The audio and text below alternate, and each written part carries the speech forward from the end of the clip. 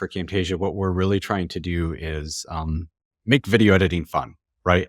There's so many tedious aspects to making videos. And, we've all been there where you're working on a project that's not much fun and it's a slog and it just feels like it's never ending.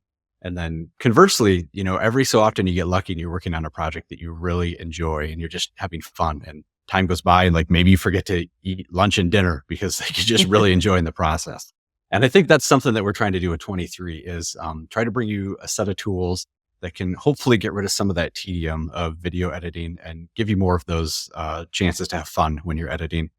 Because when you're having fun making videos, you're going to want to come back and make more. And that's really the name of the game is we're trying to get people to make as much video content as possible because, like I said at the top of the show, we've come so far from, where it was at with making videos before. It's been completely democratized and it's a great time for people to get it out there and just start trying to make content. And if they're having fun doing it, they're going to be more inspired to do more of it.